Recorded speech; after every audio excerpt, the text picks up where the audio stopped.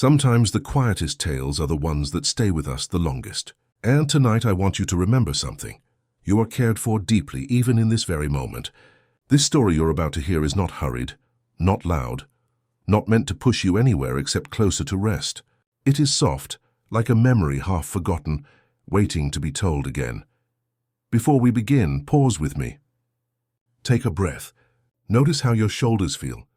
And just know you are safe here. We truly love and care for you. Now, before the story takes shape, tell us, where in the world are you listening from and what time is it there? However late or early, you've arrived at just the right moment. Now grab your coffee or perhaps your warm blanket and let's drift together into this tale. Jake was born beneath a fading star. Not a storm, not a trumpet of fire, but a quiet star whose light trembled like a candle's final flame. Some said it was a sign, though no one could agree of what. All that anyone knew was that when Jake first blinked into the world, something about him was different. He was not large, nor frightening, nor even unusual at first glance. But when he stretched, ever so slightly as though trying to reach a toy that lay too far, his little body seemed to ripple like warm honey. His paws reached further than they should have, and then snapped gently back. No one gasped, no one shouted. Instead, there was only a hush, a soft wonder, as though the night itself leaned in to see. This gift was not loud. It was not power in the way people often think of power. It was softness, an ability to become what was needed, to adjust, to bend, to adapt. And though Jake was too young to understand, the star above him seemed to nod, dimming slowly as if it had done its job. From the very beginning, he had a brother. Finn, bright-eyed and filled with sparks of curiosity, was not born under a fading star but carried his own kind of light. Where Jake stretched, Finn leapt. Where Jake melted into shapes, Finn charged forward with laughter. Together they became halves of a quiet song. Their earliest moments were not filled with adventure, but with small shared silences. The sound of Finn's gentle breathing beside him as they napped in the sun. The way their laughter bounced softly between them, not loud but steady like water lapping at stones. Jake learned early that his gift was not about being noticed. It was about being present. One evening, still young, Jake found himself lying on his back in a field. The grass tickled his belly, and the sky above was turning to a soft, endless violet. He stretched his arm without thinking, reaching far enough to pluck a small flower at the edge of the field. Finn laughed, clapping his hands. Jake smiled, but not because he had impressed anyone, because he had made his brother happy. That, he realized in some unspoken way, was the true use of his gift. As days passed, Jake discovered his stretching could bring comfort. When Finn was frightened of the dark, Jake stretched into a blanket, wrapping them both until they felt safe. When Finn was sad, Jake would make himself small, curling like a pillow to rest his brother's head.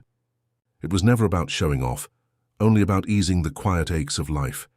And still, beneath everything, the mystery of that fading star lingered. Jake never remembered it, of course, but sometimes when the world was quiet, he felt as if some gentle thread connected him to the sky. He didn't understand what it meant, only that his life seemed tied to something both strange and tender. There was laughter, too. Nights when Finn would dare Jake to become strange shapes, tall towers, squishy cushions, even a sandwich for fun. They laughed until their sides hurt, and though it was silly, something about those moments shaped Jake. He understood that love was not always serious. It was often playful, soft and shared in laughter. Yet even then, as a child, Jake carried within him a kind of quiet patience. He did not rush forward as Finn did. He lingered. He listened. He allowed the world to unfold slowly before him. In this patience a seed was planted, one that would grow into wisdom, though he could not yet see it. Sometimes at night, Jake would dream of the star that had watched him be born. In his dreams it did not speak, but hummed, a lullaby he could never fully recall when he woke, a song of clouds drifting, of whispers echoing across time, of sandwiches shared under the moon. Though it made no sense, the dream stayed with him, and in some way he felt it would always return. Finn would often ask, "Jake, do you ever wonder why you can do those things? Why you're different?" Jake would shrug, stretching his arms lazily to form a hammock for them both. "I don't know," he'd reply softly. "Maybe it's just who I am," and that was enough. For in those early years, mystery was not heavy. It was light, like a feather carried on a breeze. Jake didn't need to solve it. He only needed to live it, moment by moment, stretch by stretch, laugh by laugh. Their bond deepened with each passing day, not built on grand declarations but on small, steady moments. Sharing food, lying under clouds, inventing silly games. Jake learned that love was not only spoken, but felt in the quiet closeness of another's presence. And though he didn't realize it yet, every gentle act, every laugh, every stretch would become threads in a larger tapestry. A story that would stretch with him, soft and strange across the years. The star had faded, yes, but in its place something had begun, something quiet, something tender, something that would carry Jake forward, through childhood, through love, through loss, through the gentle kind of heroism that is never loud, but always felt. And it all began beneath that fading star, with laughter, with a brother, and with a gift that was never about strength at all. It was about kindness. It was about presence. It was about the small ways a life can stretch to meet the hearts of others. When Jake was small, he thought his stretching was nothing more than a trick, something funny to make his brother laugh, or a way to grab an apple from a high branch without climbing. But as days turned into months and months softened into years, he began to notice something else. It wasn't only a skill. It wasn't only a quirk. It was a language, one without words but full of feeling. Whenever someone near him carried a heaviness in their chest, Jake seemed to notice before they said a word. He would stretch into a shape that made them smile, or bend himself into a cushion so they could rest. It was as though his body knew before his mind did, that people sometimes needed space, sometimes needed closeness, and sometimes needed laughter most of all. His stretching became empathy made visible. Finn, still young and restless, never thought too deeply about it. He loved his brother's gift for what it brought him, comfort, convenience, joy. But others began to whisper.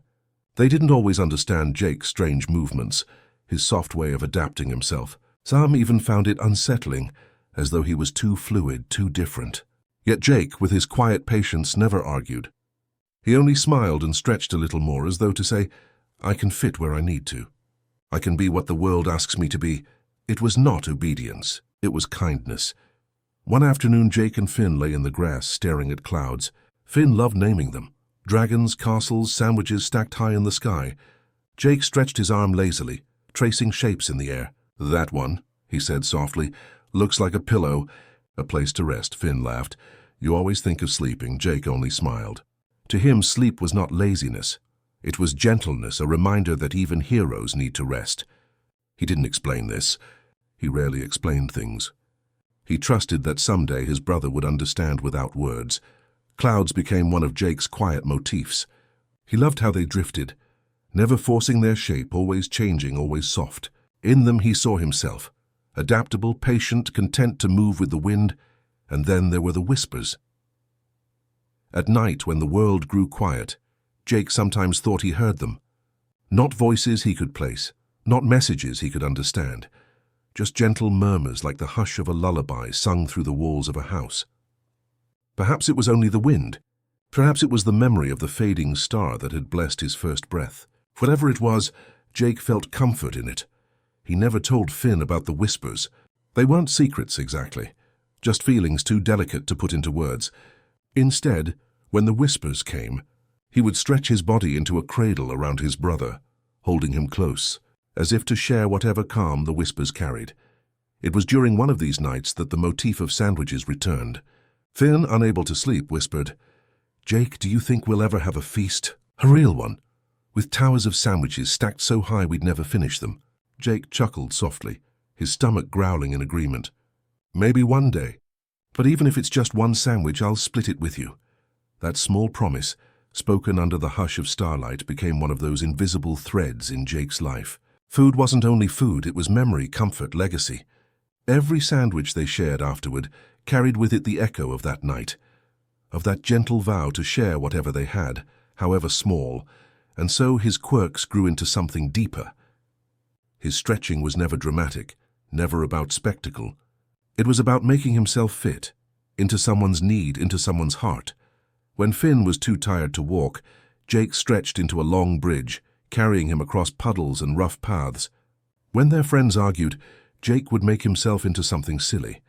A chair with legs that wobbled, a balloon with a smiling face, until laughter softened the sharp edges of their voices. He never solved problems with force. He dissolved them with gentleness. Not everyone noticed. Not everyone understood. But Jake didn't need them to. One evening, Finn sat staring at the horizon, his brow furrowed. "Jake," he asked, "why don't you ever get angry? Don't you ever feel like fighting back?" Jake thought about it, his body stretching slowly into the shape of a hammock. He gestured for Finn to climb in, and once his brother had settled, Jake answered in his soft, thoughtful way. "I do get angry," he admitted, "but stretching feels better than breaking. It feels better to bend than to snap. Maybe I just like the world better when it's soft." Finn didn't understand fully, not then, but he remembered the words. He remembered the feeling of the hammock, swaying gently as the stars watched. And much later, those words would mean more than he could ever guess. Jake's little quirks became more than quirks. They were lessons wrapped in play. They were lullabies sung not with music, but with patience.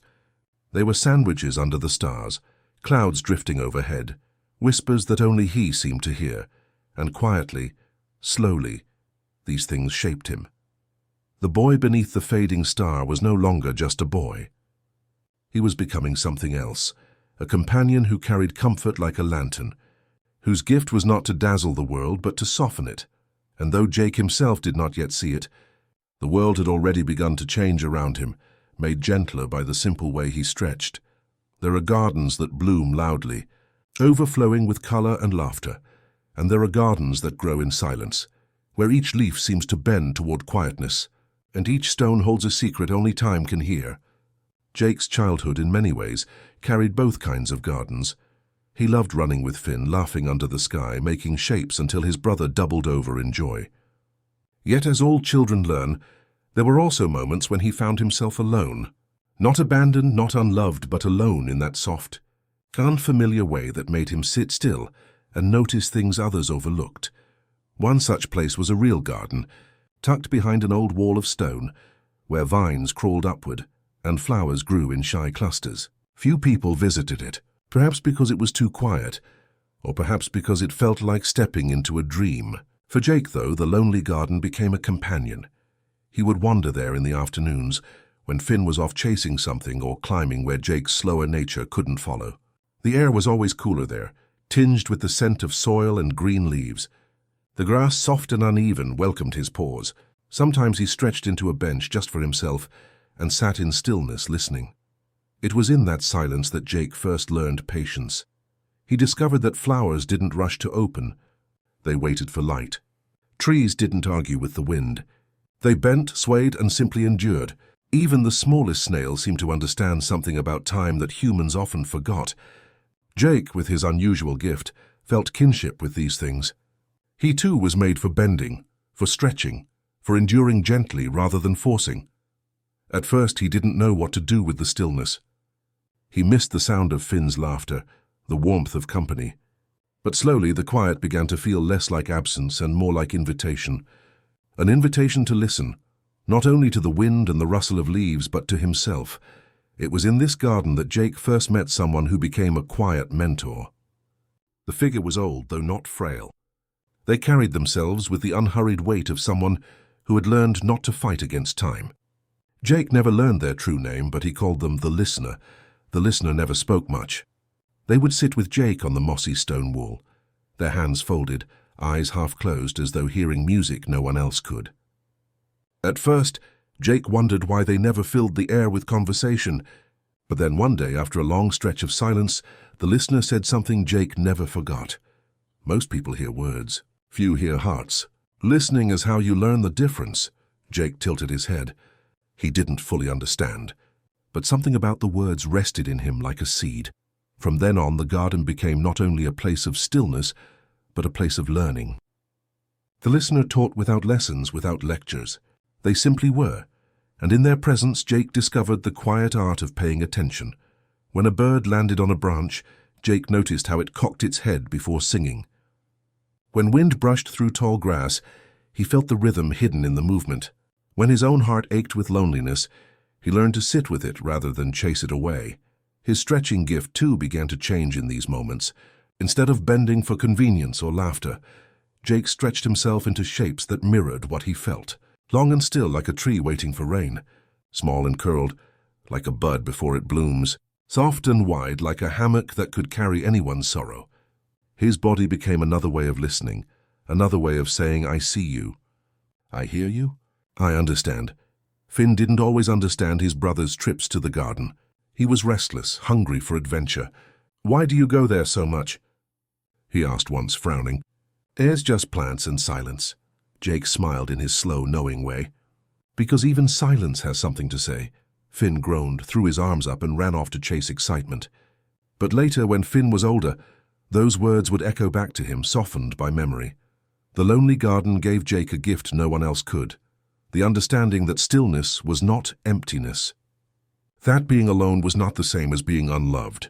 That patience, like stretching, was a way of fitting into the world's rhythm, rather than forcing it into yours, and always beside him. The listener reminded him with their quiet presence. Words mattered less than hearts. Jake carried this lesson home, though he rarely spoke of it. He became slower to argue, quicker to notice.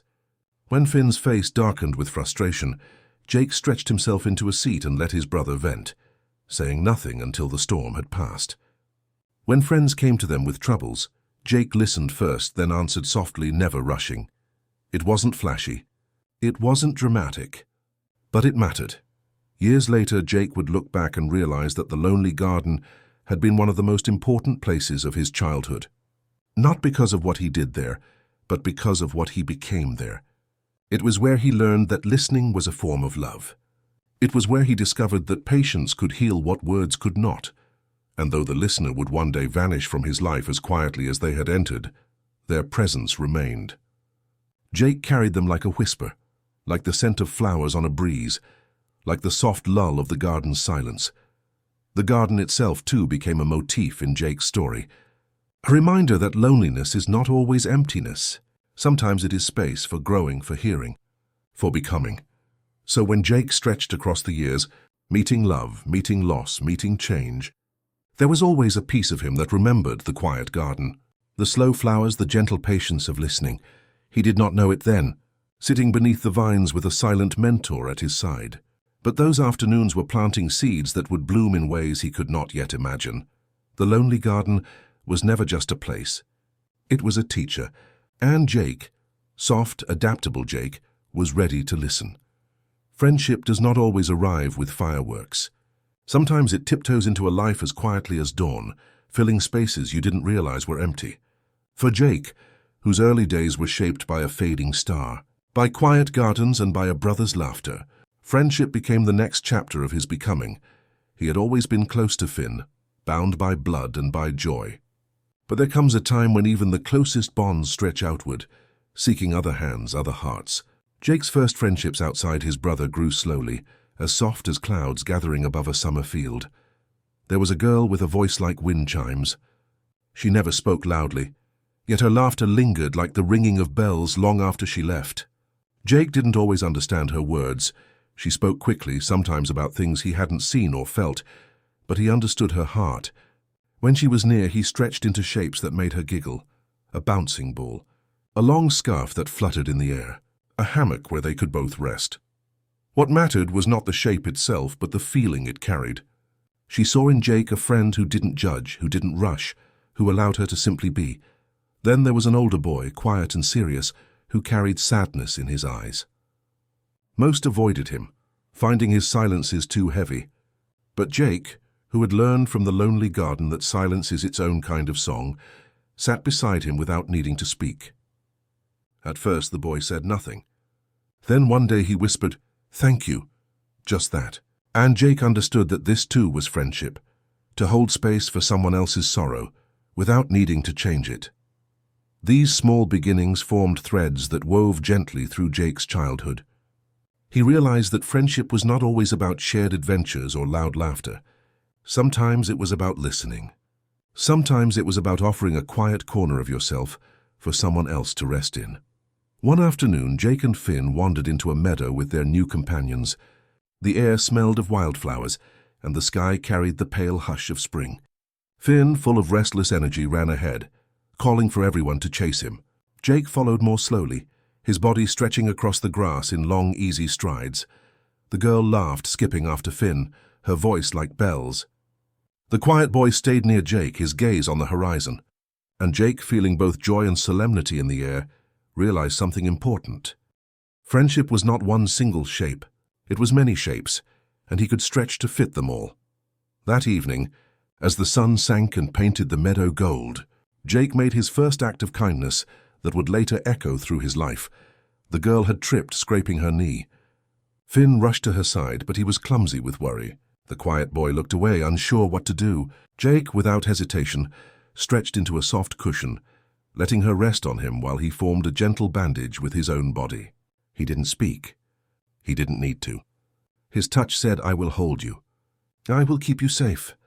The girl smiled through her tears, whispering, "You always know what to do." It was not true, of course. Jake didn't always know, but he always listened, and that listening guided his hands, his body, his heart.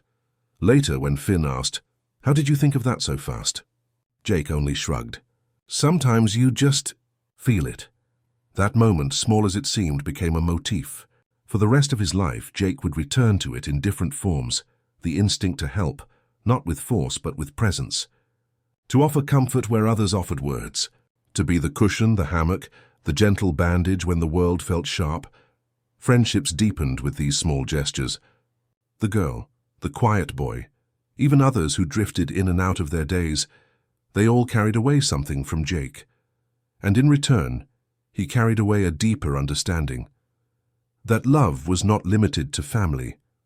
That hearts could meet in countless ways, each one unique, each one worth treasuring.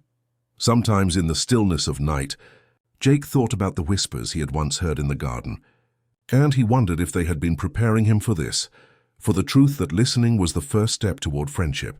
There were no grand declarations, no dramatic promises.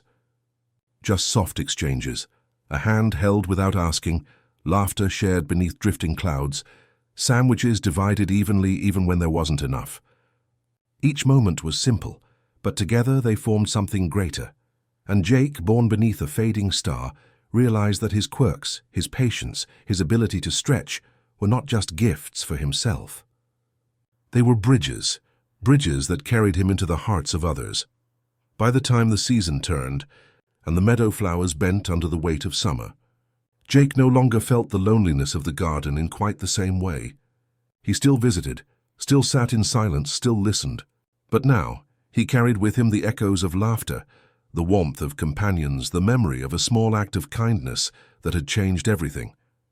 He was no longer just a boy with a strange gift. He was a friend, and though he didn't know it yet, those first friendships were planting seeds that would bloom across his life, growing into bonds of love, of mentorship, of quiet legacy, the girl with laughter like bells, the boy with silence like stone, his brother who was always his other half. All of them would shape him, just as surely as he shaped himself around them. For Jake's life, from the very beginning, was not about battles or noise. It was about hearts. Hearts he would listen to, stretch toward, and carry with him. And so his childhood, strange and tender, moved into its next chapter, not with fanfare, not with conquest, but with friends, laughter, silence, and a single small kindness that would ripple through the years. Jake had always carried dreams with him, soft and strange as lullabies.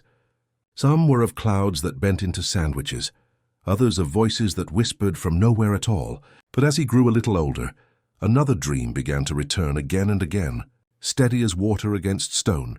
He dreamed of rivers. Not fierce rivers, not floods or rushing torrents. No, the rivers in Jake's dreams were quiet. Silver ribbons winding through soft valleys. They glowed beneath moonlight, their surfaces smooth as polished glass, and when Jake leaned close, he swore they were speaking. The first time it happened, he laughed at himself. "Rivers don't talk," he mumbled upon waking, his voice thick with sleep. But the dream returned, night after night, until he stopped doubting. For Jake had always trusted feelings more than explanations. In the dream, the rivers never spoke in words. Instead, they hummed, carrying a rhythm that wrapped around him like a lullaby. It was not music he could hum back, but something slower, deeper, a sound that seemed to come from the earth itself. Sometimes it made him feel heavy with longing, sometimes light with wonder. Always, though, it left him calm. One morning, after another night by the dream river, Jake wandered down to the real stream near the garden. Finn was running ahead, skipping stones, his laughter bouncing across the water. Jake followed more slowly, letting the cool grass brush against his paws.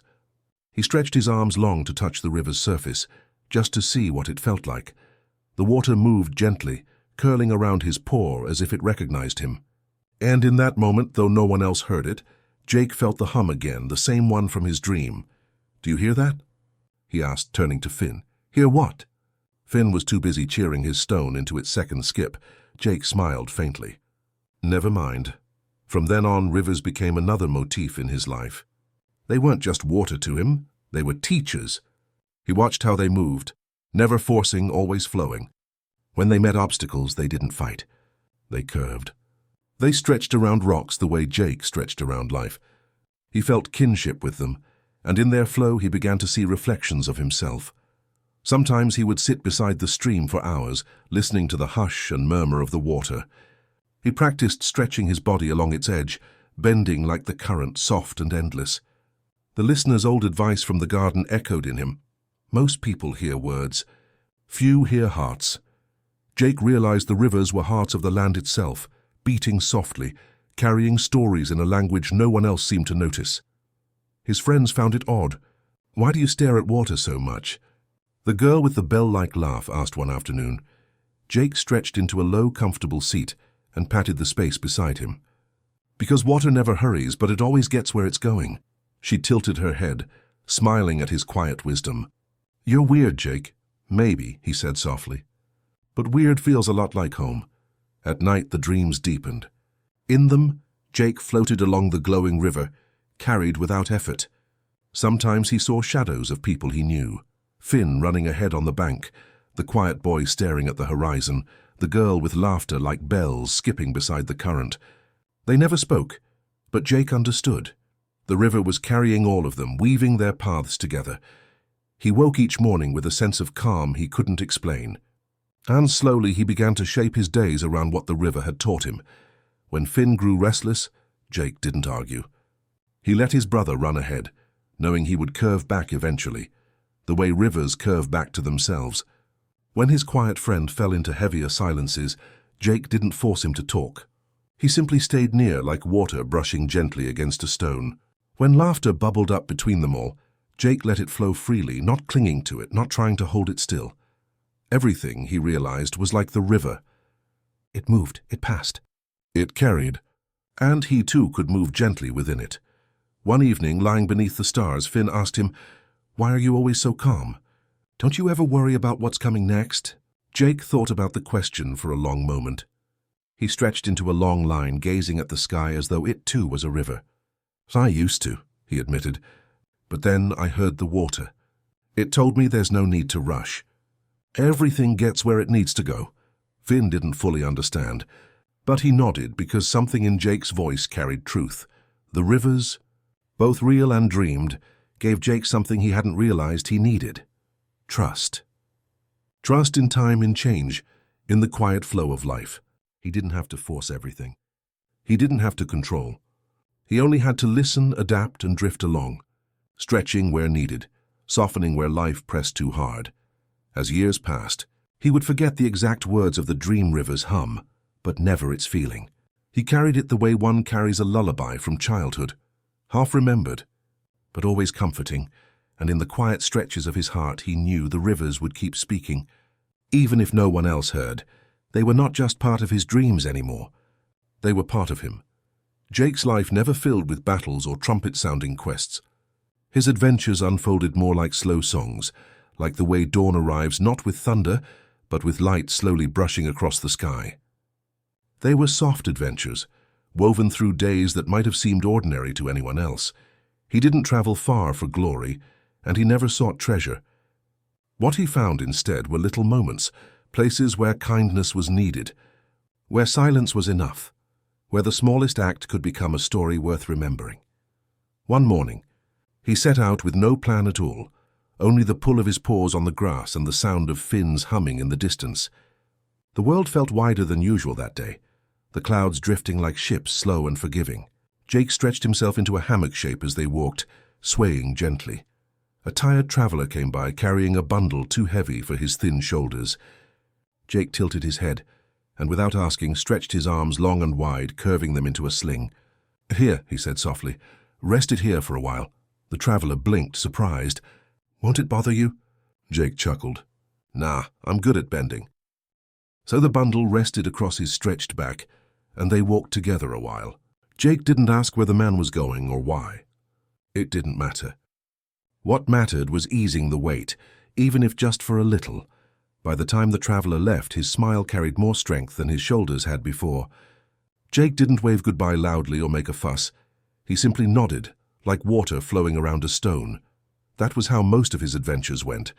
Not battles, not victories, just gentle adjustments, quiet kindnesses, the art of fitting himself to someone else's need. Once, when Finn collapsed in the meadow, worn out from running, Jake stretched into a wide hammock between two trees.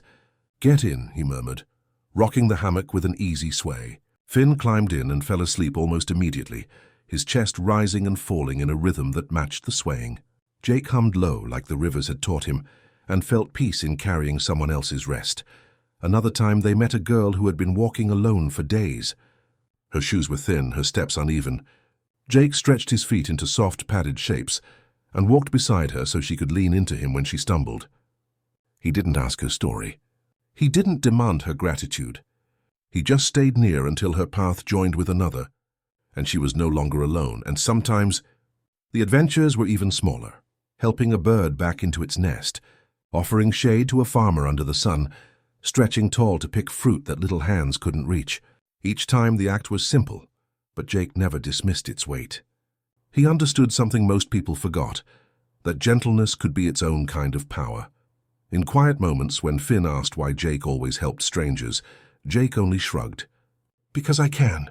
And because sometimes people don't need big things. They just need someone soft to lean on. As the days drifted, Jake found himself collecting these soft adventures like pebbles in a pocket. None shone brightly on their own, but together they formed a trail of memory he could follow whenever the nights grew long. And in every adventure, he carried a piece of his earlier lessons: the rivers, the garden, the echoes of whispers in places others didn't notice. He carried the patience of still waters, the adaptability of stretching around obstacles, and the quiet wisdom of listening more than speaking. He began to realize that this was his gift, not something flashy or grand. His stretching wasn't for spectacle. It was a language of empathy, a way of saying, "I'll bend so you don't have to break." Sometimes he dreamed of all the people he had helped, small faces appearing like constellations in the night sky. They didn't thank him in the dream. They didn't speak at all. They just smiled, their burdens lighter, their footsteps easier. And Jake floated among them at peace. One evening, as the sun faded into a soft violet dusk, Jake and Finn sat together, quiet after a long day of wandering. Finn fiddled with a stick, tracing circles in the dirt. "You ever wish for big adventures?" Finn asked suddenly. "Like with dragons or treasure or something huge?" Jake stretched his arm around his brother's shoulders, pulling him close. He didn't answer right away. The silence itself was part of his reply. Finally, he murmured, "Maybe. But I think small adventures are enough. They're the ones that make you sleep easy at night." Finn tilted his head, not quite convinced, but comforted anyway. Jake's calmness was like a blanket, one he didn't have to understand to feel safe beneath. The stars blinked awake overhead, and Jake hummed softly, the tune carrying notes of rivers and lullabies. Another small adventure had ended, as quietly as it had begun, and that, he thought, was more than enough. It happened quietly, as most important things do. Not with thunder, not with fire, but with a glance that lingered a little longer than it needed to, and the kind of silence that felt full instead of empty. Jake didn't recognize it as love at first. To him, it was simply another soft adventure, another presence to carry beside him. He met her beneath a twilight sky, when the clouds were brushed in rose and lavender. She was sitting alone on a worn stone wall, humming a tune that seemed to come from some place older than words. The melody floated like a lullaby, weaving itself into the evening air. Jake paused, listening. Something in the sound reminded him of rivers, of whispers, of the dreams that had carried him since childhood. Without thinking, he stretched himself into a bench-shaped curve near her and sat down, as though his body knew before his mind that he should stay. "Evening," he said softly. She looked at him, her eyes gentle but searching, like someone who had learned to listen before speaking. "Evening," she replied, and her smile was small but real. For a while they didn't speak. The silence between them wasn't awkward. It was more like a space where both could breathe freely, unhurried. Jake realized he liked that about her immediately. She didn't demand noise. She let the moment be. When she finally asked his name, he stretched his arm out playfully, twisting it into the letters Jake in the air. She laughed, and the sound was like bells tumbling in the wind. From that evening on, their paths crossed often, not because of grand planning, but because the world seemed to place them near each other again and again, at markets, near rivers, in fields where clouds gathered low. Each time they sat a little longer, spoke a little deeper, and let the silences between their words grow more comfortable. Jake learned that love did not arrive with sudden fire, but with steady warmth. It was in the way she listened to him ramble about clouds shaped like sandwiches. It was in the way she rested her hand on his stretched paw without hesitation, as if his oddness was never odd at all. It was in the way she laughed when he bent himself into ridiculous shapes just to ease her sadness. He, in turn, found himself listening for her voice, even when she wasn't near. He carried her laughter like an echo in his chest, softening long walks. He thought of her when he stretched into hammocks, imagining her resting there. He began to understand that love was less about grand gestures and more about repeated presence. The small, steady return of someone who chose to be near you again and again. One night they sat together beneath the stars. Jake stretched his body into a gentle curve so she could lean against him comfortably. She rested her head on his shoulder, and together they watched the sky scatter with light. "Do you ever wonder," she asked softly, "why we meet the people we meet? Why some stay and some drift away like clouds?" Jake thought about the rivers, about how they carried everything without holding on, yet somehow always returned to themselves. "I think maybe it's like water," he said slowly. "We flow beside some people for a while, and if we're lucky they decide to flow beside us too." She smiled, not at his words, but at the way he said them. "That's a very Jake answer." They both laughed, quietly so as not to disturb the night. As time passed, Jake found that love wasn't a single event, but a series of small acts: sharing food beneath starlight, listening to her hum lullabies, stretching into shade when the sun was too strong, keeping quiet when quiet was what her heart needed most. He didn't always understand her words. Sometimes her thoughts wandered to places he couldn't follow. But he understood her heart, and that was enough. In her presence, Jake's powers felt less like quirks and more like gifts. Stretching wasn't just about bending shapes. It was about meeting someone where they were, softening the hard edges of life. With her, he stretched not for fun, not for strangers, but for love. He stretched into a swing for her on a lazy afternoon. He stretched into a star-shaped lantern one night, glowing gently as she whispered stories from her childhood. He stretched his arms wide enough to hold her when she felt small, and narrow enough to slip quietly beside her when silence was all she needed. And though Jake never said it outright, he wasn't one for big declarations. His actions spoke clearly. "I'm here. I'll bend as much as I need to, just to fit beside you." The river still visited his dreams, humming its eternal lullaby. Now when he floated along it in sleep, he no longer floated alone. She was beside him, her laughter echoing softly across the current. Jake didn't think of love as something to win or capture. To him it was simply presence, like the moon, like clouds, like rivers, always there even when unseen, and so he carried it gently, without urgency, letting it bloom in its own slow rhythm. Love, he realized, was not a storm. It was a quiet garden, and he was grateful to wander within it, hand in hand with someone who saw him not as odd, but as home. There was something about food that always felt like memory to Jake. Maybe it was because sandwiches had followed him since childhood.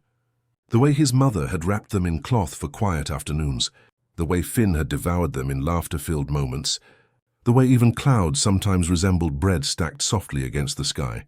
Sandwiches were simple, yet they carried warmth. They were portable comfort, the kind of thing you could share without needing grand words. And in time, they became part of how Jake remembered love.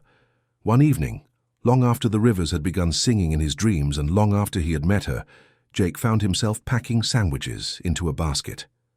Nothing fancy, just bread, a little cheese, a few slices of fruit tucked inside. He hummed as he worked, not because the meal mattered, but because it felt like carrying a piece of home into the night. When she arrived, her eyes softened at the sight of the basket. "A midnight picnic?" she asked. "More like a midnight nap with snacks," Jake replied, grinning. They walked together into the field, where the grass bent gently under the weight of the stars. Jake stretched into a blanket, his body wide and comfortable, and she settled onto him as though it was the most natural thing in the world. Above them, constellations shimmered like crumbs scattered across a dark tablecloth. They ate slowly, not because the sandwiches were special, but because the night was. Each bite was punctuated by silence, by laughter, by the occasional hum of a lullaby drifting between them. "This reminds me of when I was little," she said softly. "My mother used to make food at night when we couldn't sleep. Just bread and butter, but somehow it felt like a cure for everything." Jake nodded, chewing thoughtfully. "Food's like that. Simple things carry the most weight. Like sandwiches, they're not just food. They're moments. They hold people together." She smiled at him, eyes reflecting starlight. "That's a very Jake thing to say." He chuckled, but inside he knew it was true. For him, sandwiches weren't about flavor. They were about presence. They were about sitting under a sky too big to understand and finding something small to hold on to together. The motif began to repeat itself. Whenever the night stretched long, they found themselves making sandwiches, sometimes with care, sometimes with clumsy laughter, sometimes with whatever scraps were at hand. Each one carried the unspoken message, "I'm here. You're not alone." Jake began to notice how sandwiches carried more than just comfort between the two of them. When Finn grew tired after training, Jake always had one ready, tucked away. When the girl with bell-like laughter visited, she'd tease him about his obsession, but she always accepted the food with a grateful smile.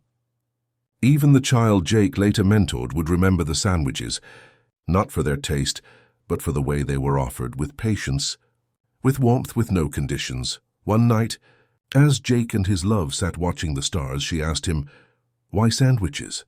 You could make anything. Why always these?" Jake stretched his arms above them, tracing shapes in the stars like slices stacked on bread.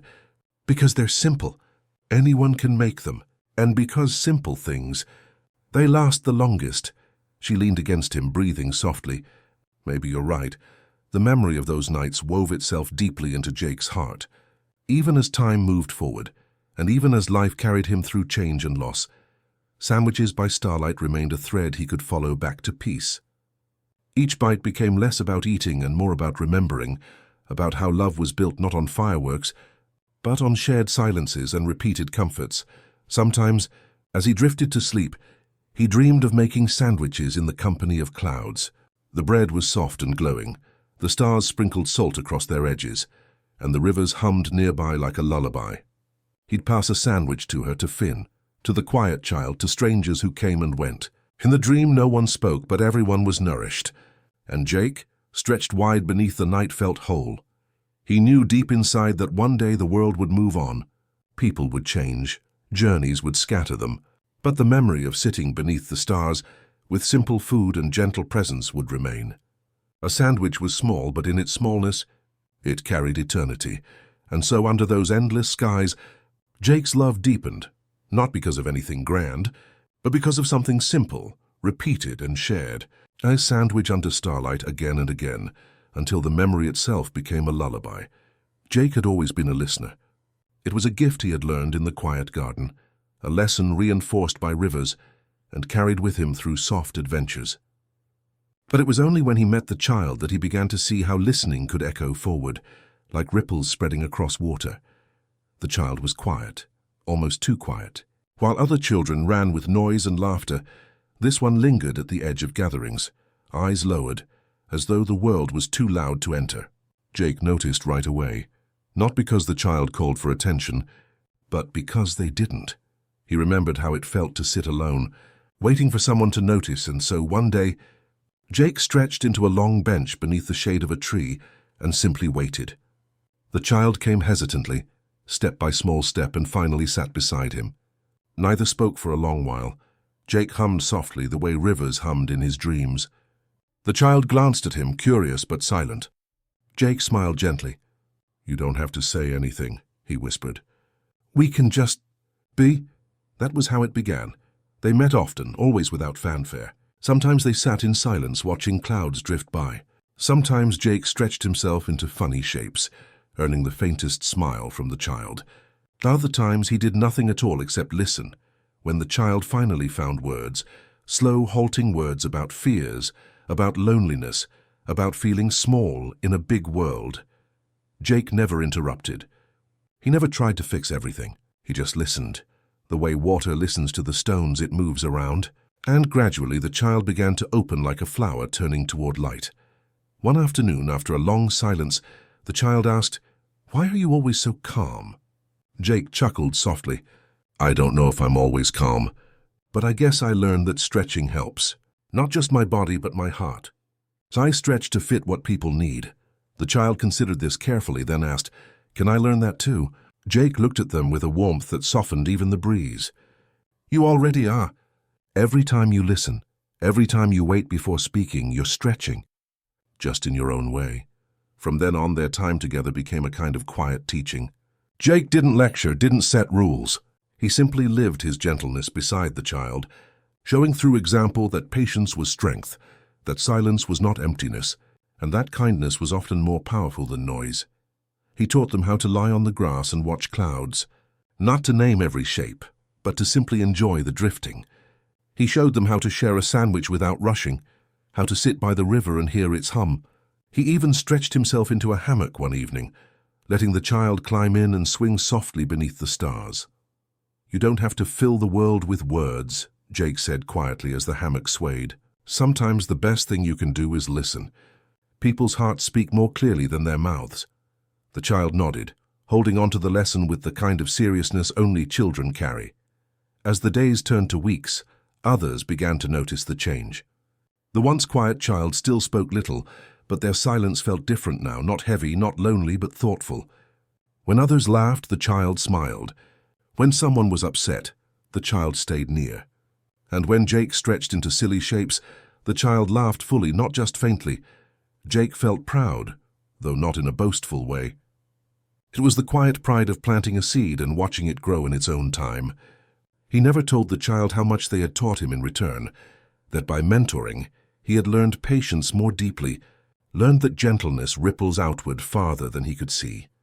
One evening, as the sky deepened to indigo, the child looked at him and said, I think I understand people more now, even if they don't talk."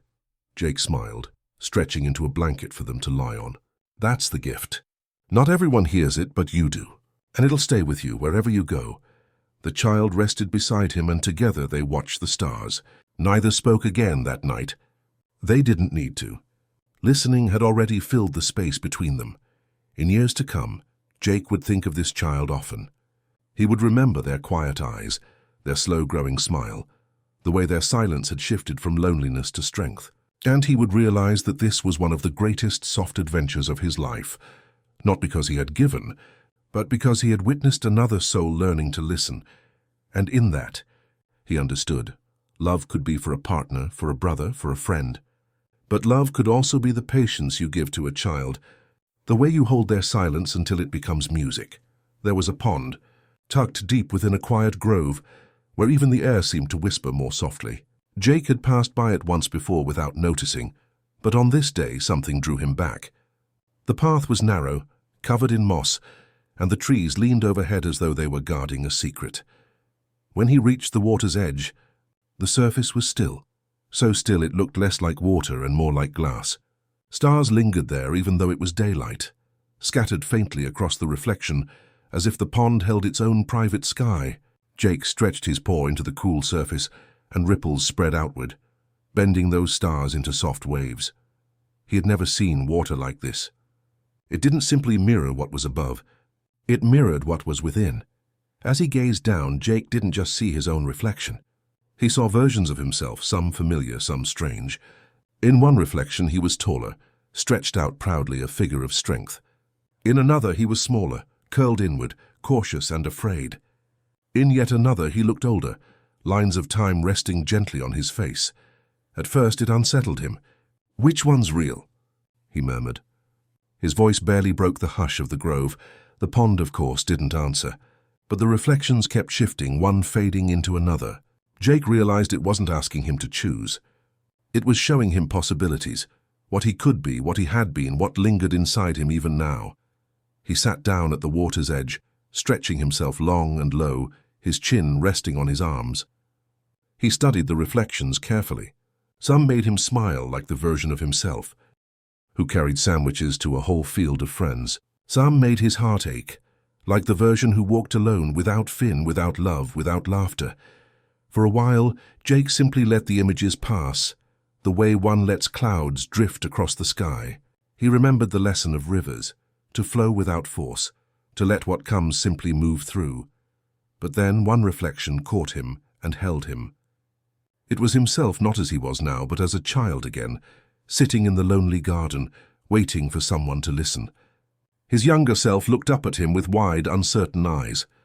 Jake felt his chest tighten. He wanted to reach through the water, to comfort that small version of himself, to tell him that the loneliness wouldn't last, that one day rivers would hum in his dreams, that one day love would sit beside him under stars, that one day even silence would feel like music. But when he reached out, the reflection rippled and dissolved. His younger self was gone. Jake sighed, leaning back, the grass cool beneath him. The pond had not let him touch the past, only see it. Maybe that was the point. Some things could only be remembered, not changed.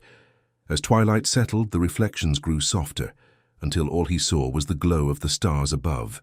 Yet something inside him had shifted. He realized he didn't need to know which version of himself was true. They all were. The strong, the weak, the young, the old, the joyous, the lonely, they were all threads woven into the same fabric. Jake hummed, low and steady, a tune borrowed from the river's song. His reflection hummed back, and for a moment pond and self felt like one. When he finally rose to leave, Jake carried no grand revelation, no sudden change. Instead, he carried a quiet acceptance, that he was many things at once, and that was enough. As he walked back through the grove, fireflies flickered around him, small lanterns lighting his way. He thought of the child he had mentored, the friend who had laughed with him, the love who shared sandwiches beneath starlight. He thought of Finn, still running ahead, always pulling him into the next adventure. Each memory felt like another reflection from the pond, another version of himself. Together they made him whole, and somewhere deep in the silence of the grove the pond kept its stillness, waiting for the next traveler to look into themselves. Jake had always stretched. At first it was play, limbs pulled long to tease Finn, shapes bent into hammocks and chairs, bodies folded into silly loops. But as he grew, the stretching began to change. It was no longer just a trick or a game. It was becoming something deeper, something woven into the way he lived and loved. He noticed it first in small moments. When someone leaned into him, he instinctively shifted, reshaping himself so their weight rested more easily. When he listened to a child stumble over words, he stretched not his body but his patience, giving them all the time they needed. When sorrow hung heavy in the air, he stretched his heart wider, making room for both his own feelings and the feelings of others. Stretching was no longer just what his body did. It was what his spirit did. One morning, as sunlight pooled across the meadow, Jake experimented quietly. He stretched his arms wide, farther than before, not to impress anyone but to see how it felt. The air seemed to open around him, as if the world itself welcomed his reach. He drew himself back slowly, humming as he did, and thought, "This isn't about size. It's about presence." Later that day he walked with Finn to the riverbank. Finn splashed noisily into the water, laughing, but Jake lingered at the edge. He stretched one paw until it touched the far bank, bridging the stream like a living path. Finn ran across, shouting with glee. "See?" Finn said breathlessly. "You're amazing, Jake. You could do anything with this power." Jake smiled softly but shook his head. "Not anything, just enough." That was the truth of it. His stretching wasn't meant for conquering mountains or fighting battles. It was meant for gentleness, for softening the hard places, for adapting where others could not, for becoming what was needed in a quiet moment. In the weeks that followed, Jake discovered new ways his gift could be used. He stretched into a wide roof to shield travelers from sudden rain. He stretched into steps to help a child climb a tree for fruit. He stretched into a blanket to cover a friend shivering in the night. Each act was simple, but each carried meaning, and with every stretch he felt something inside him widen as well. His empathy grew alongside his body's reach. He could sense when someone needed space and when they needed closeness. He could feel when silence was better than words. His body bent, but so did his understanding. Sometimes in the quiet hours, Jake wondered how far he could really go. Could he stretch endlessly, beyond rivers, beyond forests, beyond the stars themselves? He imagined wrapping around the earth like a gentle embrace, holding everything together. The thought made him smile. Not because he wanted to do it, but because it reminded him that his gift was never about limits. It was about possibilities. One evening, as the sky burned gold with sunset, Jake sat with his love beneath the clouds. She rested against him, and he stretched just enough to cradle her more comfortably. "You make it look so easy," she murmured. "Like you were born to fit the world." Jake thought about that for a while before answering. "Maybe the world isn't supposed to fit me. Maybe I'm supposed to fit the world." She smiled, her eyes soft with starlight. "That's a beautiful way to see it." And it was. For Jake, stretching had become less about reaching farther and more about reaching better. It was about meeting the world where it was, bending not to control it but to hold it more gently. As night deepened, Jake closed his eyes and drifted into dreams. In them he stretched farther than ever before. His arms reached across valleys, his body curved around mountains, his heart widened to hold rivers and clouds and stars. And yet he didn't feel large or powerful. He felt soft, almost weightless, like a lullaby carried on wind. When he woke, he carried that dream with him, not as a goal, but as a reminder. His gift was not strength in the way most people thought of strength. His gift was softness, and softness, he realized, was its own kind of power. So he continued to stretch, not for glory, not for spectacle, but for love, for kindness, for empathy. He stretched further, not outward, but inward, discovering again and again that the heart, too, could expand without end. And in the quiet corners of his days, Jake understood this was what he was meant to be. Not a warrior, not a conqueror, but a gentle presence, always stretching just enough to hold the world a little more kindly. There was a house, hidden at the edge of a fog-laden forest, that no one spoke about openly. Jake discovered it one quiet morning, following a path where the sunlight barely reached. The house didn't shout its presence. It didn't announce itself with color or decoration. It simply was, as if it had always been waiting for someone who could listen. He paused at the gate, noticing that the air around it seemed softer, heavier, with the weight of untold stories. The windows reflected nothing of the outside world. They only mirrored faint, shifting shadows. Jake felt a pull, a gentle insistence, and he stepped forward. Inside, the house was still. The walls seemed to hum, carrying whispers that he couldn't fully hear. Yet he understood them anyway, not as words, but as emotions, as memories suspended in the air. It was a place where the past lingered softly, where the echoes of lives long gone floated in corners, like dust motes in sunlight. Jake walked slowly, letting his stretching ability guide him. He extended his arms to touch the walls, to lean against floors, to curve around narrow staircases. The house welcomed his presence, allowing him to move without obstruction, as if recognizing that he could carry its stories without breaking them. He reached a room where the air was heavier, tinged with longing. He stretched across the floor, curling into a soft seat, and listened. The whispers told of small kindnesses, of losses quietly mourned, of laughter that had faded too soon. They spoke of the moments that never made it into stories, the lives that had passed without fanfare, yet mattered deeply. Jake understood something profound. Memory wasn't only kept in hearts or photographs. It lived in spaces, in objects, in the way light lingered on walls and shadows clung to corners. And he, with his gift of stretching into the spaces of others, could feel it all. In one room, he imagined a child playing alone in a corner centuries ago. In another, he imagined a couple sitting quietly beneath a window, holding hands in the last moments before they parted. The whispers didn't demand anything. They only wanted to be remembered. Jake stretched his arms wide, letting himself curve around the entire room. He whispered softly, not to the ghosts, not to the echoes, but to the house itself. I hear you. I see you. You are not forgotten. A breeze moved through the cracked windows, carrying the faint smell of old paper, of flowers long dried, of time itself. The whispers shifted softer now, as though in response. And for the first time Jake felt a quiet joy, not a loud, bright joy, but the kind that lives in the heart and hums like a river in dreamtime. He wandered deeper, discovering hallways where the ceiling bent in impossible ways, rooms that seemed larger than the house itself, and corners where the air felt alive with quiet recollections. Every space became a lesson. He learned that holding space, literally, emotionally, was a kind of love. Not the kind celebrated in songs or stories, but the kind that heals quietly, gently, without notice. Before leaving, Jake sat on the highest stair looking down through the shifting shadows. He realized that this house was like a map of memory. Each whisper, each echo, each gentle sigh of air was a reminder that lives, no matter how quiet, leave marks that shape the world. He stretched his body one last time before stepping back outside, letting the house fold into itself as he did. The fog had lifted slightly, sunlight filtering through the trees like soft gold. Jake carried the feeling with him as he walked home, not weight, not burden, but a gentle echo, a reminder that memory and love are woven together, even when unseen. The house did not call after him. It did not demand remembrance. It only existed like rivers hum quietly, like clouds drift endlessly, like the night stretches over the world.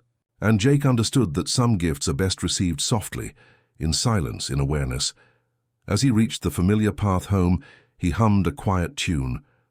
It was a mixture of lullaby and river song, memory and presence. And though the house faded behind him, its whispers lingered, like the gentle pulse of a heart that knows it has been heard. And somewhere in the quiet of that evening, Jake realized something that would remain with him forever, that holding space for the unseen, the forgotten, the quiet, is one of the kindest adventures one can have. Some storms arrive not with lightning or roar, but with a hush that presses against the heart. Jake learned this as the seasons shifted, as the sky grew heavy with clouds that carried a still, expectant weight. It was a storm of quiet melancholy, of change, of impermanence, a gentle reminder that nothing could stay exactly the same. He noticed it first in the way the trees bent, the way leaves trembled under invisible winds. Even the rivers whispered differently, carrying a slower, deeper hum. It wasn't frightening, but it demanded attention, and Jake listened. He walked slowly through the meadow, stretching just enough to feel the edges of the world around him. The air was thick with the scent of rain yet to fall, and he thought of all the times he had carried others gently, how soft acts of presence could weather even the heaviest burdens. Sometimes, storms are not loud because they don't need to be. This one was subtle, lingering in sighs and shadows in the pause between birdsongs. Jake understood that the quiet storm was teaching him something. Life is never permanent. Happiness, sadness, love, absence, they flow like rivers, rise like clouds, fade like dusk. The storm reminded him that every moment must be felt fully, without clinging. That afternoon, Finn ran past him, hair damp from the mist, laughter muted. Jake stretched into a wide hammock between two leaning trees, inviting his brother to rest. Finn collapsed against him, tired but smiling. "Oh, what's wrong, Jake?" he asked, noticing the calm heaviness in his tone. "Nothing's wrong," Jake replied softly. "It's just—" "A quiet storm," Finn frowned. "A quiet storm." Jake hummed the river's old tune. It's a reminder that things change. Even the world, even us. But we carry the calm inside us too. The words didn't entirely make sense to Finn, but he relaxed anyway. Jake had a way of stretching space around hearts, not just bodies, and sometimes that was all one needed. As evening drew near, the quiet storm thickened. Shadows grew long and soft, brushing across the fields like a slow sigh. Jake walked along the riverbank, noticing the reflection of the clouds in the water. They moved differently tonight, folding and unfolding with a rhythm that felt like breath itself. He remembered the house of whispers, the mirror pond, the rivers that had hummed in his dreams. All of it, the memories, the soft adventures, the stretches for love, was part of the same lesson. Nothing is permanent, and yet everything leaves its mark. Even a storm that feels silent will change the world, bend it just enough to create space for growth. He paused by a bend in the river, letting the mist curl around him. Jake stretched into a low, wide shape, feeling the wet grass beneath him. He closed his eyes and listened. The storm's hush became a kind of song, a lullaby for endings, for transitions, for letting go. And in that moment, he realized something profound. Impermanence is not something to fear. It is simply the nature of all things. Clouds drift away, rivers flow on, people change, and hearts stretch to meet what comes next. The quiet storm is life speaking softly, reminding us to bend, to adapt, to love while we can. That night, Jake returned home under a sky washed with violet and silver. Finn slept beside him, breathing softly, and the stars above glimmered like tiny lanterns guiding the way. Jake hummed low, carrying the quiet storm within him not as a burden, but as a companion. He thought of the child he had mentored, of his love who shared sandwiches under starlight, of friends met on winding paths. He knew that everything, joy and sorrow, laughter and silence, beginnings and endings, was part of the same river. And he stretched, not just with his body but with his heart to hold it all. The storm passed eventually, as all storms do, leaving a lingering calm that smelled of earth and renewal. Jake stood at the edge of the meadow, arms extended, embracing the world without need for explanation. Even the quietest storms can teach the deepest lessons, and he felt their wisdom settle into him like warm water. As he curled himself gently to sleep that night, Jake hummed the river's lullaby. The quiet storm had come and gone, leaving him with a new understanding. That change is gentle when met with patience, and impermanence is soft when met with presence. And somewhere in the hush of night, he stretched again, not outward but inward, carrying the storm's quiet lessons deep into his heart. Jake had always walked, but this walk was different. There was no destination, no path laid out by rivers or stars, no call of adventure from friends or love. He simply moved forward, step by soft step, letting the world unfold before him. The road was quiet, and for the first time in a long while, he allowed himself to wander without aim. The trees leaned toward him as if curious. The grass whispered underfoot, and the sky held clouds that drifted lazily across a pale sun. Jake stretched his body into shapes that made him comfortable for the journey, long and low at times, curled like a soft rope at others. Each stretch felt like a conversation with the earth, a dialogue of presence without words. As he walked, he noticed small things others might overlook. A bird struggling to rise from the dew-soaked grass, a rabbit pausing at the edge of the forest, a flower bent low under the weight of raindrops. Jake bent with them, adjusting his shape, creating space for their quiet moments. He didn't rush. He didn't judge. He simply was with them. Along the way he met travelers, all in need of a little kindness.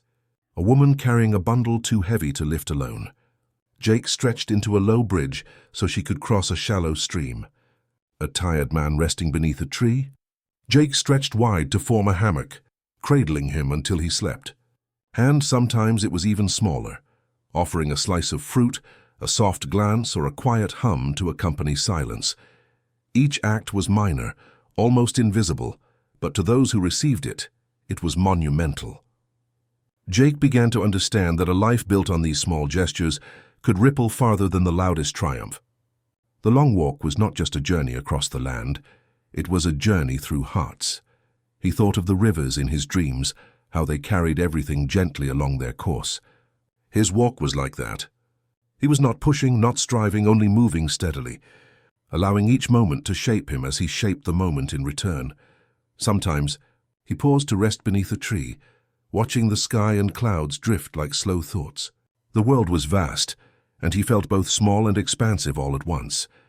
He smiled, remembering sandwiches by starlight, evenings humming with his love, the child who had learned to listen beside him. Those memories wrapped around him like a soft cloak, reminding him that even without a goal, the journey mattered. As he walked, Jake noticed how the path changed him. Where he had once hurried past small sorrows or overlooked tiny joys, now he lingered, stretching himself to meet every nuance of the world. Every leaf, every ripple in a pond, every distant laugh became part of the rhythm of his steps. And he felt a deep, quiet satisfaction in simply noticing, in simply being. Occasionally, the long walk brought moments of reflection. He thought about time passing, the impermanence of everything, and how every encounter left a subtle mark like footprints in soft earth. He realized that each act of quiet kindness, each bridge built, each bundle carried, each song hummed in the dark, was a thread in a larger tapestry. And the tapestry, though unseen in its entirety, was beautiful in its weaving. By evening the sun dipped low and the air cooled. Jake stretched once more, this time lying flat on the grass, his limbs forming gentle curves to cradle himself against the world. He listened to the sounds around him, the rustling leaves, the distant river, the quiet sigh of the sky, and in that stillness he understood that the long walk was more than movement. It was a practice of presence, a meditation in motion. It was about seeing, hearing, and feeling the world without haste or demand, and it was about remembering that small kindnesses, no matter how quiet or unseen, could shape the world in ways grand gestures never could. As night fell, stars began to punctuate the sky, soft and scattered. Jake hummed the river's lullaby low and steady, carrying both himself and the world into sleep. He had wandered without direction, yet found purpose in the simple act of being. And somewhere along that endless path, he realized that the journey itself, the long walk, was a kind of quiet heroism. And with that understanding, Jake stretched gently, folding himself into the grass, letting the world carry him softly forward. Step by patient step, Jake had always been a thinker, but now he became a writer, not for the world, not for recognition, but for honesty. He began composing letters to people he cared for, to friends, to the child who had learned to listen, to the love who shared sandwiches beneath the stars, to Finn, to himself. And yet, for reasons that felt both mysterious and necessary, he never sent them. The letters were folded carefully, tucked into envelopes and placed on shelves, hidden in drawers, or left resting on windowsills. Some he wrote while sitting beneath the stars, others by rivers that hummed in the dark. Each word carried an emotion he could not always speak aloud, a reflection of feelings too deep for casual conversation. He wrote of gratitude. "Thank you for being here, even when I did not understand how to say it." He wrote of sorrow. "I miss the moments we will never have again, yet I carry them with me." He wrote of love. "You are always present, even when distant, like the rivers that flow without end." Jake never sent them because he didn't need to. The act of writing was enough. Each letter became a quiet ritual, a way to stretch his heart, to hold the feelings gently in his hands without the urgency of response. The letters were bridges built silently, carrying thoughts into the world without demanding anything in return. Some evenings he would sit in the garden, reading aloud to himself words he had written long ago. He imagined the recipients hearing them, even if they never did. He imagined the child nodding softly, the love smiling faintly, Finn laughing in his usual way, and in the imagining the letters became alive, even if only in his heart. It was not loneliness that drove him to write, but reflection. He thought of moments he had let pass without saying enough, of kindnesses that had gone unnoticed, of fears left unspoken. Writing the letters allowed him to reconcile with himself, to stretch emotionally into the spaces where he had once been timid or uncertain. One night, under the soft glow of a full moon, Jake wrote a letter to the rivers themselves. "Thank you for always guiding me, for singing when the world was silent, for reminding me that gentle currents are sometimes stronger than storms." He folded it and set it atop a stone, letting the wind carry the thought where it would. He began to notice a pattern. The letters, though never sent, seemed to release something inside him. A weight lifted with every folded page, a sorrow softened with every careful sentence. The act of expression, without expectation, became its own kind of magic.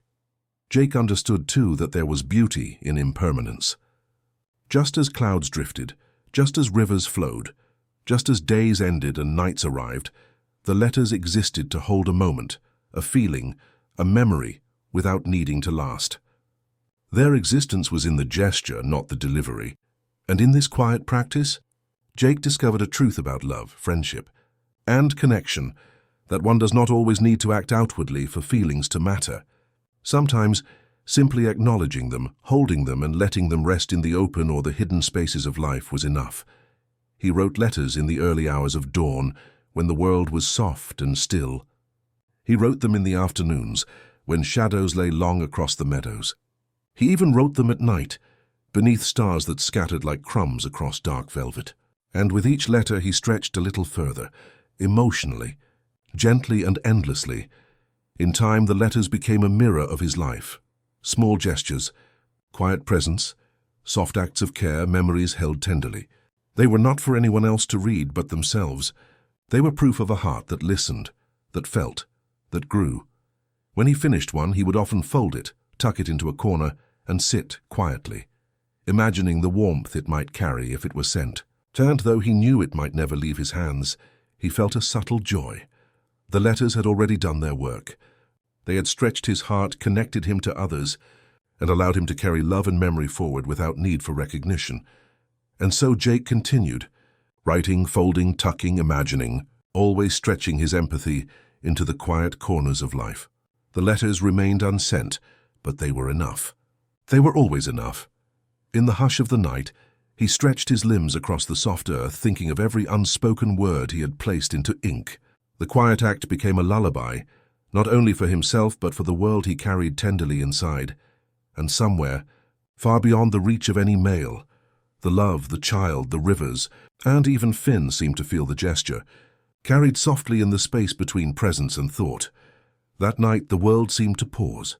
Stars hung low in the sky, scattered like gentle embers, and the rivers hummed quietly, carrying whispers of distant memories along their bends. Jake walked alone beneath the twilight, his steps slow, stretching his limbs into shapes that mirrored the calm of his heart. He thought of all he had experienced, childhood wonders, laughter shared with Finn, sandwiches by starlight, the child who had listened, letters never sent, and the quiet storms that had brushed across his life. Everything seemed to converge into this one soft, expansive moment. He sat by a riverbank, letting his reflection ripple across the surface. The water held no judgments, no expectations, only what was. And as Jake gazed, he felt something shift inside him. A realization, quiet and profound, settled like dew on his heart. Love was not something to hold. Love was not a possession, a thing to grasp or control. Love was present, soft, steady, unassuming. It was in showing up, in stretching oneself to meet another, in carrying small gestures without expectation of return. It was in listening when words faltered, in sitting in silence when nothing else could be said. Jake thought of his love beneath the stars, of Finn's laughter, of the child who had learned to listen. He remembered every quiet act, every soft gesture, every small kindness. And in each memory he saw a pattern. Love was always about being there, not about demanding anything in return. He stretched slowly, curling into a gentle, elongated curve along the riverbank.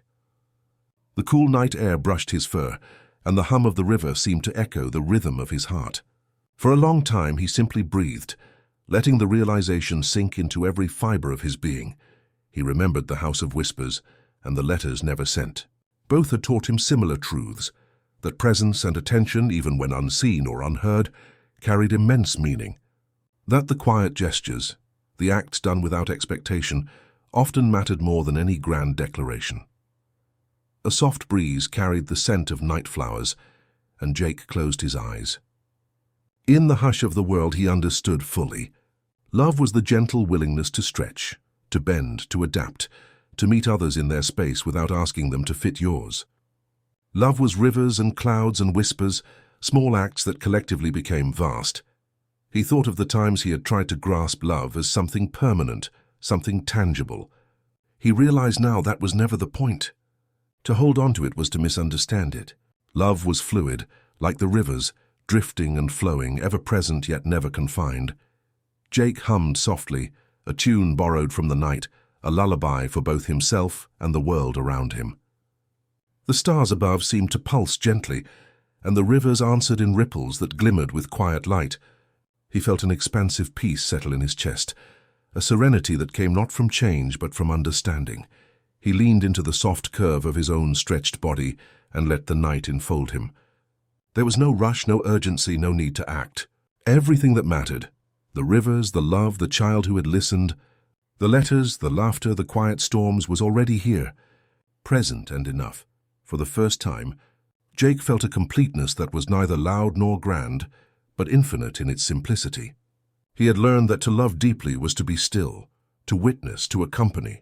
The rest, the gestures, the words, the memories, were extensions of that simple truth. He lay back on the soft grass, stretching one final time into a long, peaceful shape, feeling the night breathe around him. Stars glimmered faintly overhead, rivers whispered from a distance, and the gentle pulse of the world seemed to echo within him. And somewhere, he realized love was always present, always. It did not need possession. It simply was, flowing quietly, endlessly, like a lullaby that never ends.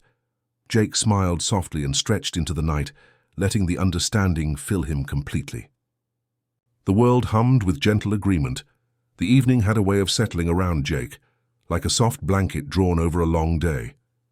The fire flickered gently in the hearth, painting the room with amber light and shadow. Outside, the wind moved lazily through the trees, carrying the subtle hum of rivers and the distant murmur of night. Jake stretched across the floor, curling into shapes that felt like the rhythm of the flames. His love sat nearby, wrapped in a blanket of shared warmth, and Finn rested in the corner, still carrying laughter in the spaces between quiet breaths. The room was small, yet it held all the vastness of their lives together.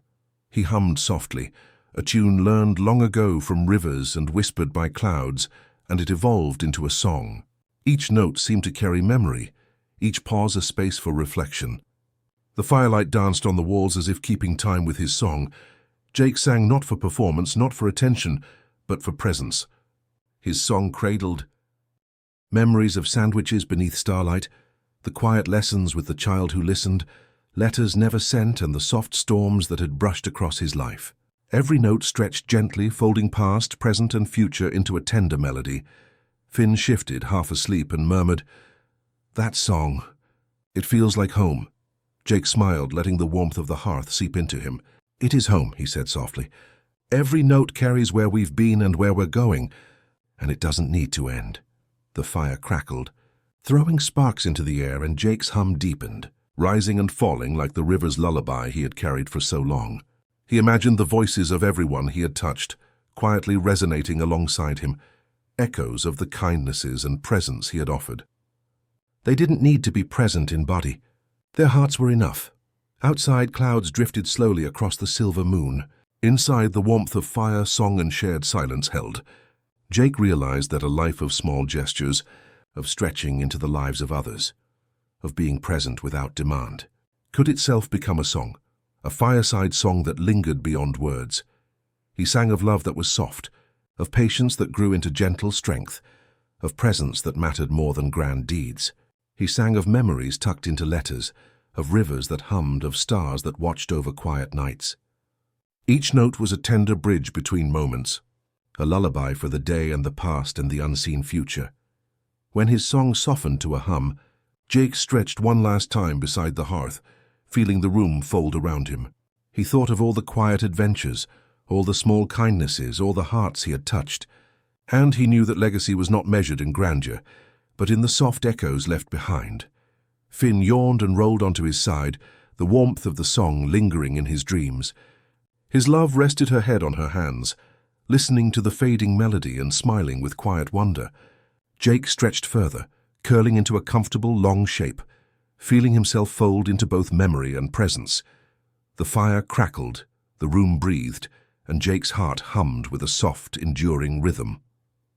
The song would fade, but its echoes, like whispers in the house of whispers, like letters never sent, like rivers in dreamtime, would remain. He closed his eyes, humming gently, knowing that each note carried warmth, memory, and presence into the world. The fire, the song, the quiet of the night, they were all part of the same lullaby, and somewhere, he thought, all those moments, all those people, all those acts of quiet love, were still stretching into the world alongside him, soft and infinite, like the river's endless hum. Jake sat on a hill as the evening sky folded into soft hues of lavender and gold. The clouds moved slowly, drifting without effort, folding over each other in quiet grace. He watched them for a long time, feeling their rhythm seep into his heart. Each cloud seemed to carry a memory, a regret, a lesson he had learned, and as they passed, he imagined them leaving pieces of sorrow behind. He thought of times when he had held too tightly, moments where worry or longing had pinned him to the past. He thought of letters never sent, of storms quietly endured, of fears he had carried alone. And yet, as he observed the drifting clouds, he realized that letting go didn't mean forgetting. It meant allowing life to flow, allowing the soft currents of time and memory to carry what no longer served him.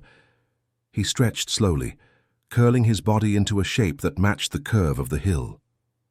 The air smelled of earth and distant rain, of the lingering warmth from the day. It was as if the world itself was reminding him that impermanence is not loss but freedom. Jake let his thoughts drift, like the clouds above. He thought of his love, of Finn, of the child who had learned to listen, of every quiet act of kindness he had given and received. He realized that every moment mattered not because it could be held forever, but because it had shaped him, had stretched his heart, had built gentle bridges he could carry into the next day. A soft breeze moved across the hill, and Jake felt the cloud's weight lift from his chest. He imagined that each regret, each sorrow was a cloud itself, no longer heavy, no longer fixed.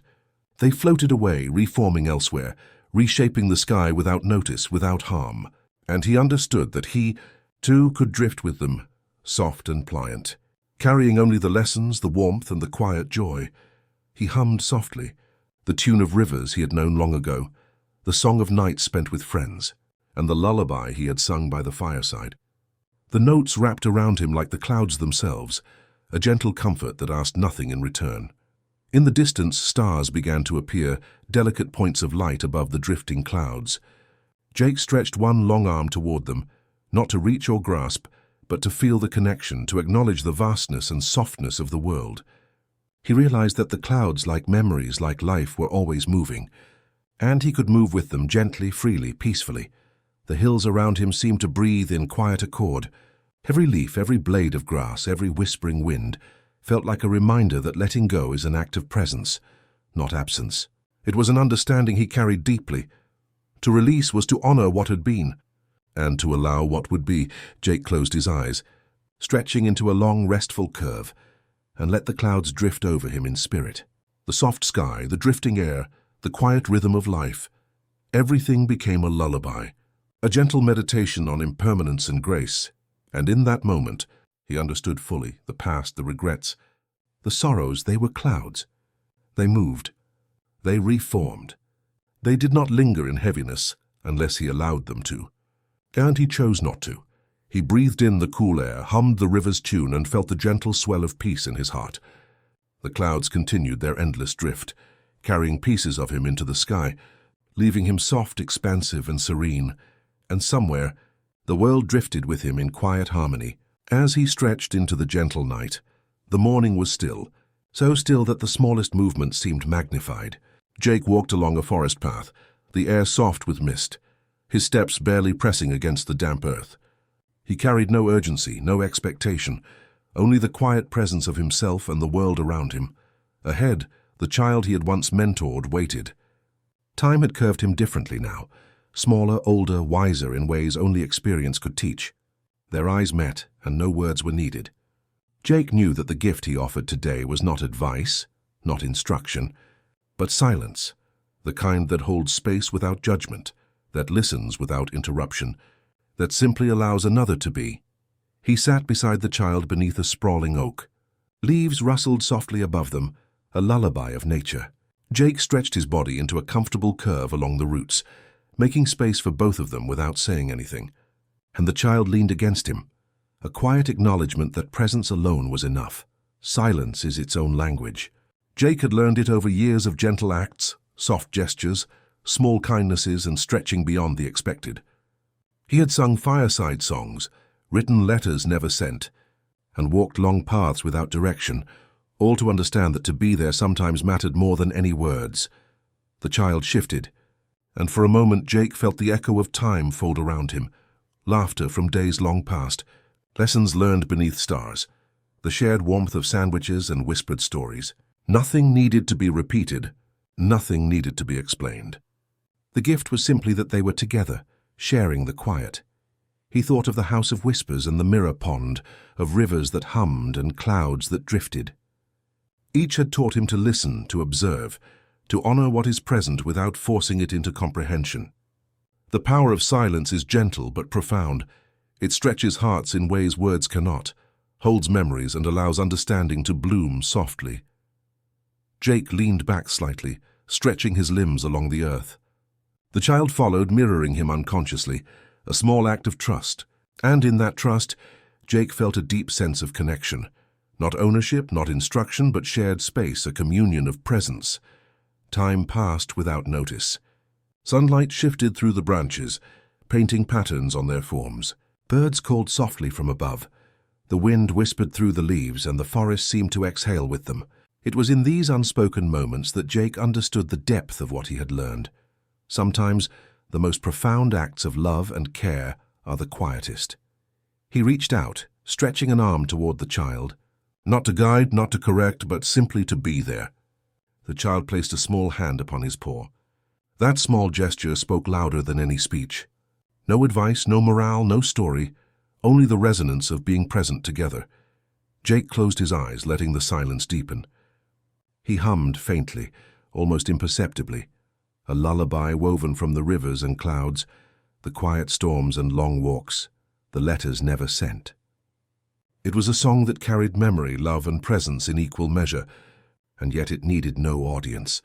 When he finally rose, stretching tall and wide, the child smiled, a smile of understanding, of trust, of quiet joy. They did not speak of lessons learned or wisdom imparted. There was nothing to articulate, because silence had already spoken everything. Jake walked alongside the child as the day slowly unfolded, each step a soft echo of everything they had shared. The gift of silence was alive in them both, a bridge of presence, a reminder that words are not always necessary, and that being there, softly, gently, fully, is enough. As dusk settled over the forest, Jake stretched once more, curling into a shape that felt like both a cradle and a home. He hummed the river's lullaby into the evening air, feeling the quiet rhythm of the world pulse alongside him.